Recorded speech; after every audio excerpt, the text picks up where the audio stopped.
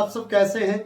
प्रभु आपको बहुत ऐसे आशीष दे। आइए हम परमेश्वर के वचन से देखते हैं दूसरा राजा और छठा अध्याय और उसके पवित्र वचन में इस प्रकार से लिखा है 24 पद में। वहां पर लिखा है, इसके बाद अराम के राजा बेहनदद ने अपनी समस्त सेना इकट्ठी करके सोमरों पर चढ़ाई कर दी। अकाल और वहां सोमरों में बड़ा अकाल पड़ा और ऐसा गिरा रहा कि अंत में एक गधी का सिर चांदी के 80 टुकड़ों में और कब की चौथाई भर कबूतर की बीट 5 टुकड़ों में बिकने लगी। यहां वचन बताता है कि 24 पद हमें अकाल के बारे में कि सोमरोम के राजा के द्वारा फिर से सोमरोम पर आक्रमण किया गया और वहां की घेराबंदी के कारण से उस देश में अकाल पड़ गया। आप जानते कि जब व्यापार के साधन और जब कहते कि ट्रांसपोर्ट खत्म हो जाता है, ट्रांसपोर्ट ना रहे, आने जाने के साधन यातायात खत्म हो जाए तो लाने जो अन्न जल लाया जाता है, जो इस मंडी से दूसरी मंडी में पहुंचाया जाता है, तो वो आपके लिए बहुत दिक्कतों का सामना आपकी जिंदगी में आ सकता है या आप उस दिक्कतों का सामना, परिस्थितियों का सामना करेंगे क्योंकि यातायात बंद हो गया है। यहाँ पर लिखा है कि आना जाना बंद हो गया है, बाहर का व्यक्ति अंदर नहीं, अंदर का व्यक्ति बाहर नहीं, और वो डर के मारे फाटक के अंदर बंद है और सोमरोम में एक बड़ा अकाल पड़ा है। और अकाल की परिस्थिति इस प्रकार से है, वचन बताता है, वचन ये कह रहा है प्रियो कि सोमरोम का बड़ा अकाल कि वहां पर एक गधे का सिर, एक गधी का सिर जिसके अंदर मांस नहीं खाने को, जिसमें हड्डी हड्डी है, वो इतना महंगा है। यहां पर लिखा कि गधी का सिर 80 टुकड़ों में, चांदी के 80 टुकड़ों में बिक रहा है और कबूतर की चौथाई भर बीट 5 टुकड़ों में, चांदी के 5 टुकड़ों में बिक रही है। यह अकाल की परिस्थिति को दिखाता है कि अकाल कितना भयानक है।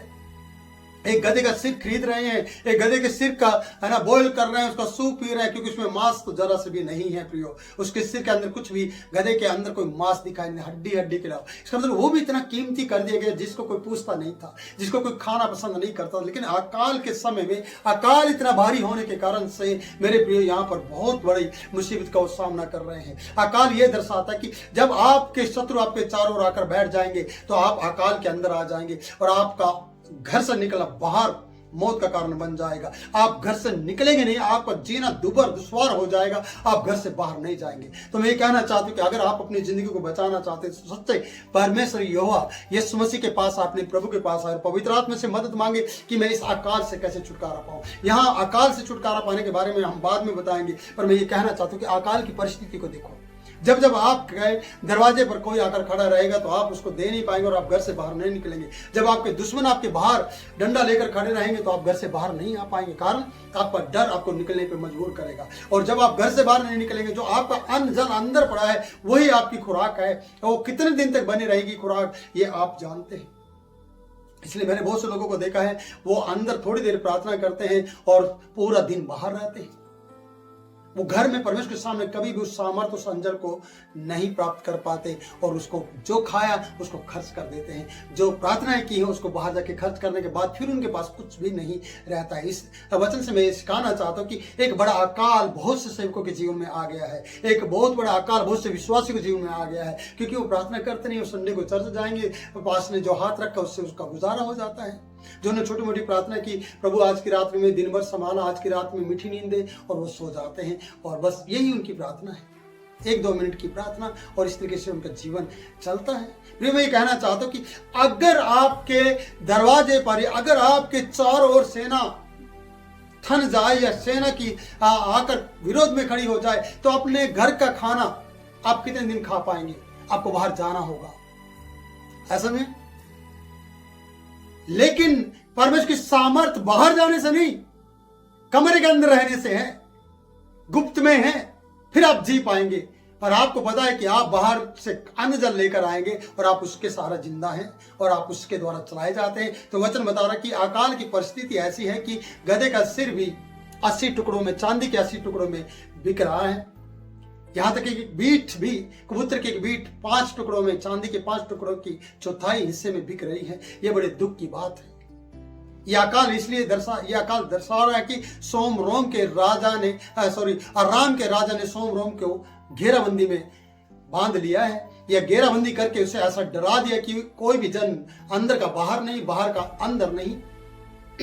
और इस तरीके से जिंदगी जी रहे हैं, और जो घर में खाना पड़ा है, जो देश में खाना वही खा लिया है।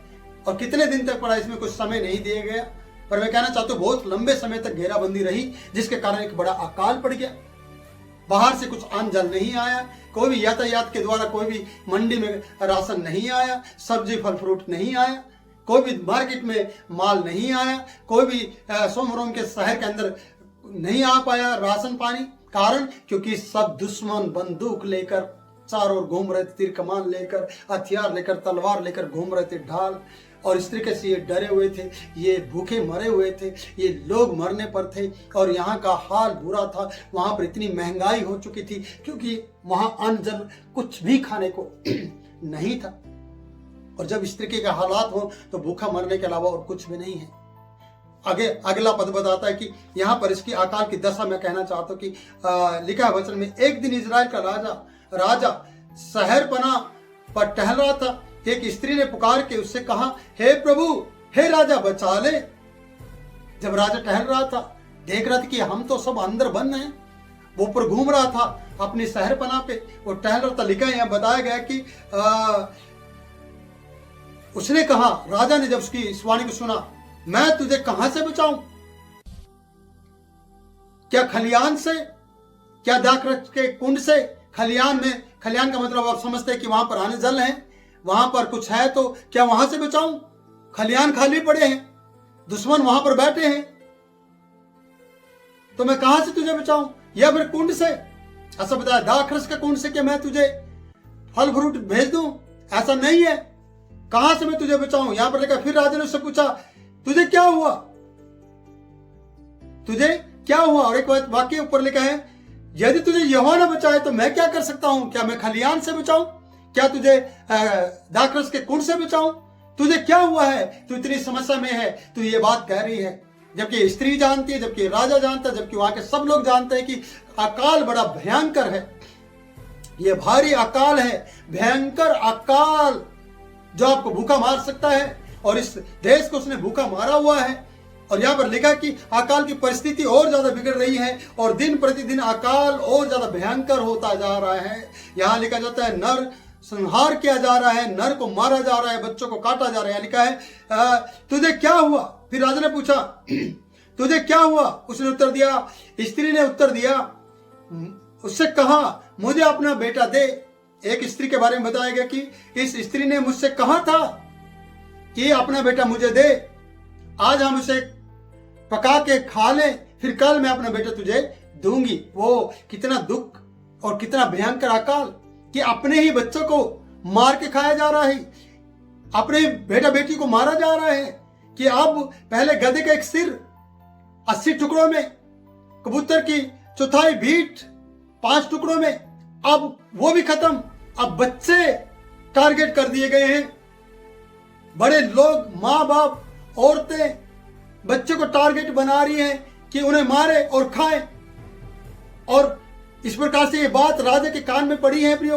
और जब ये राजा के कान में पड़ी तो राजा बुखलाया है, राजा अपने कपड़े फाड़ रहे हैं। यहाँ पर लिखा कि तब राजा, उसने कहा कि तब स्त्री ने बातें सुनते ही राजा ने अपने वस्त्र फाड़े।